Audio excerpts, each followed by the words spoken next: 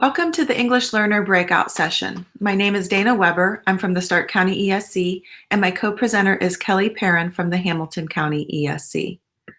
We want to begin by sharing some approximate numbers of English learners in Ohio's K-12 schools, as many educators find this surprising. This chart displays Ohio's numbers from 2006 through 2019, so you see the growth that we've had. But however, we also know that the numbers are slightly higher because at the end of the year last year, we had 63,711 English learner students take the annual English Learner Assessment, the OELPA, before our schools closed.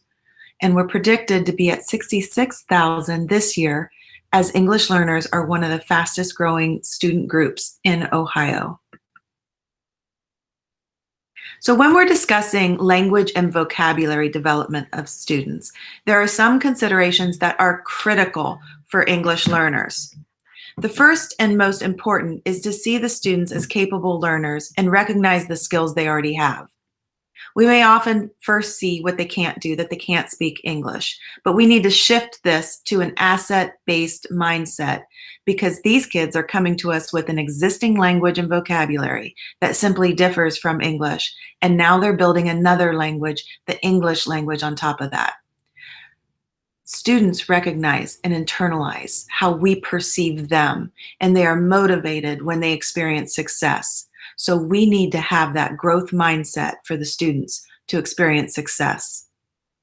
Another consideration that educators must look at is where the English learner may fall in the language and literacy continuum, as well as the student's specific English proficiency level so that the appropriate scaffolds and supports can be implemented.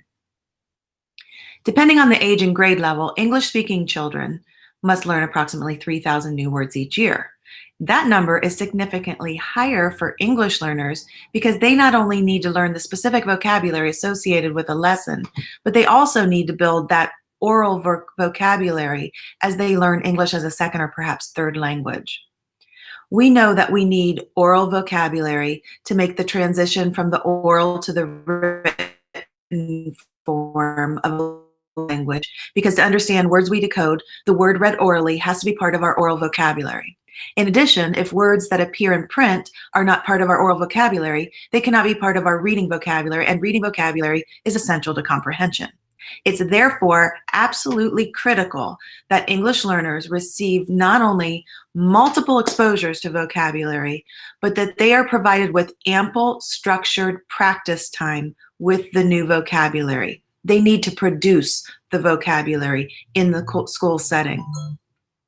This consistent and continual focus on building meaning is the essence of developing and extending vocabulary development in English learners. And finally, English learners need constructive feedback. Educators need to take into consideration that in addition to the content and literacy errors, English learners may make errors related to the English language development and will therefore require a slightly different kind of feedback. Feedback for English learners still needs to be targeted, specific, and timely, as for all students, but with an approach that is balanced, differentiated, and supportive. So let's begin by taking a look at this graphic based off of Carol Dweck's growth mindset work. Dweck suggests that intelligence is not fixed, that intelligence is built incrementally through effective effort and the use of feedback from the environment. It grows and is influenced by high expectations, confidence, and effective effort. If teachers erroneously assume that students in the process of acquiring the English language are also cognitively limited, or if teachers see the linguistic difference as a deficit rather than an asset, students' brains will shut down. When a student's brain senses a microaggression toward their language or cultural difference, the brain will remember and respond to the negative experience more so than the positive experiences. And then they may internalize this message into a fixed mindset, causing them to possibly avoid challenges, give up easily, or not put forth the effort, or even see constructive feedback as a personal assault, which is what we see on the left side of this graphic. We need to instead recognize and honor their funds of knowledge, their cultural and linguistic skills that they bring with them. According to Zaretta Hammond, whose book Culturally Responsive Teaching in the Brain, which is where this graphic is taken from, English learners need validation of their experience and knowledge that they bring to us so that they can see themselves as learners and not simply for what they can't do. We need to help students create a positive narrative about their identity as learners so that they develop the skills and habits of learning as depicted on the right side of this graphic. And we can do this by the 3 simple recommendations of John Safier. Convince the students that they can grow in their ability. Show them how to do that. Give them those processing skills, the learning techniques, and then motivate them to do it.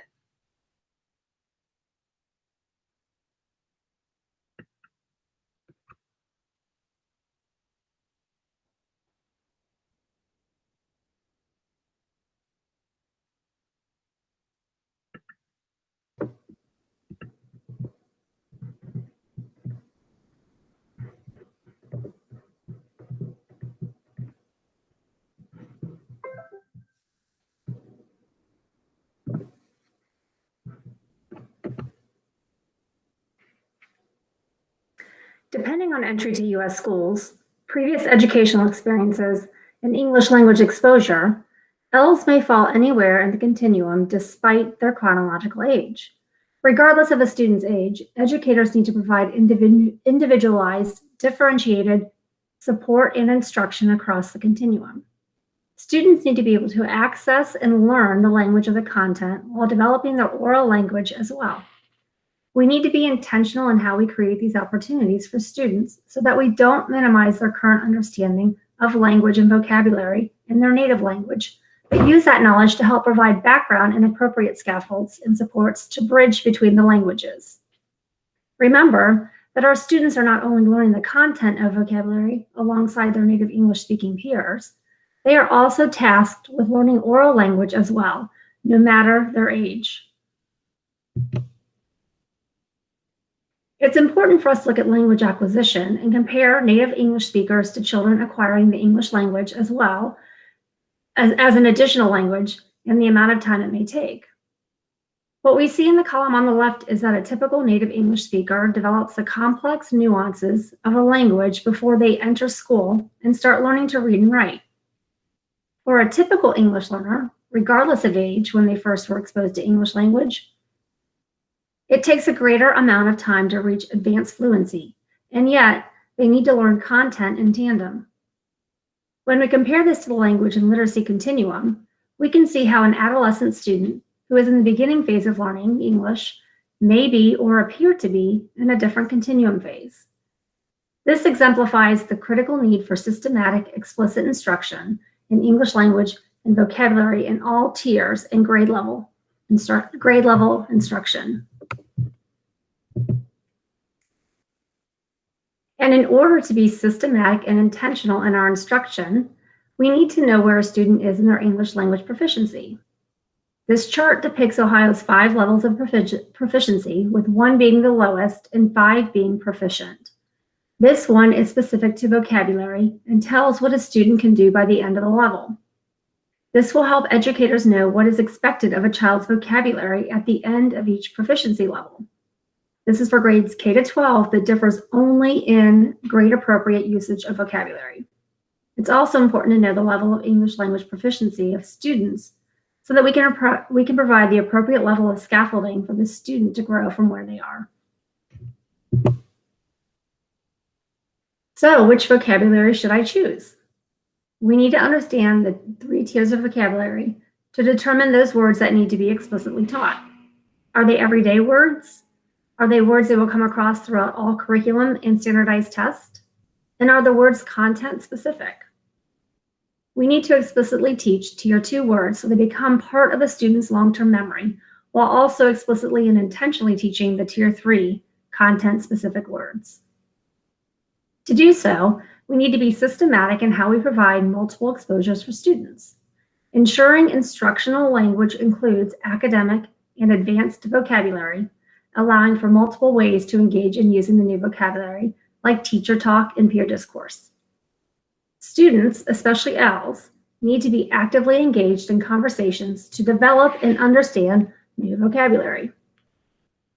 We need to teach words beyond just their meaning, especially for L's. Systematic instruction and practice with word families, shades of meaning, and connotation are something EL teachers have always had to think about. Be intentional in planning structured time for practice with vocabulary through peer interactions and teacher interactions. In our early childhood classrooms, this occurs everywhere. We have multiple opportunities throughout the day and settings for authentic practice and exposure to language. As we go up in grades, that's where we need to be more intentional. It's helpful for teachers to think in advance of the words to teach. We want to front load those words and script out all the nuances of words to map out a plan of instruction to help the teacher be prepared and deliberate in their delivery. Vocabulary instruction needs to be explicitly taught before, during, and after reading to help ELs catch up with words they are missing. Since ELs need to catch up with native English speakers, as we saw on the previous chart, we need to ensure that what we explicitly teach, meaning along with the phonemes and phonics, when our students don't yet have an English vocabulary. While it's beneficial for all learners to connect meaning and context with the sounds and letters, it's absolutely critical for English learners. We must explicitly emphasize all 4 parts so we don't leave any gaps in word knowledge. For example, if we overemphasize correct word identification and underemphasize comprehension, we may end up with ELs who can fluently decode but may struggle with meaning. Siedenberg's 4-part processing model of sight words depicts the need for both word recognition skills and language comprehension skills in order to become strong readers. Remember, ELs need to do this all at once. Going back to the growth mindset graphic, we need to ensure that English learners do not have a fixed mindset about themselves as learners. I had a student tell me, "I can't do, I know good. I wish you know me in my language." As educators, we need to interrupt that negative self-talk of students and help students see their strengths. We need to recognize their strengths so they see their errors and mistakes as part of the learning process.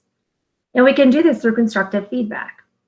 An EL will make typical errors one makes when learning new content and vocabulary, but an EL may also make errors related to language learning. Feedback for ELs needs to be balanced, differentiated, and supported. Balanced, we're focusing on meaning, on form, and on appropriateness. Differentiated, we're working with content errors and language errors. And supportive, considering their specific needs, enabling transfer, direct and indirect. Keep in mind that feedback for ELs should not only focus on errors, but also when newly learned language skills are used with accuracy. This way, the way the brain chooses to interpret and encode this information results in either a fixed mindset, meaning I won't take a risk, or a growth mindset, willing to take a chance. The most powerful single modification that enhances achievement is feedback, according to Hattie. The purpose of feedback for ELs should be to improve the fluency, accuracy, or complexity of learners speaking and writing. It should also motivate learners and also develop learner autonomy. And we can do this through our effective feedback in learning tasks, effective feedback that is specific and related to learning goals, effective feedback that is appropriately challenging and entails the active involvement of the learner, and is a combination of positive and negative. Don't monitor learners too strictly. They can become nervous or self-conscious. Make sure your learners don't feel controlled. It's important that feedback is seen as guidance on how they can improve, not as an attempt to control them or tell them how they should be doing something. And don't give contradictory instructions. If you ask a learner to correct their grammar and develop the idea, they won't know which instruction to follow and will be confused. If they correct the grammar, then the sentence would be correct. But if they change the sentence, then the grammar corrections may no longer apply. Be as specific as possible and give your learners their own time and space. The sooner we do this, the better. In summary, these are the 4 special considerations for ELs. We are now going to open a discussion to relate these English learners' considerations to this morning's presentation.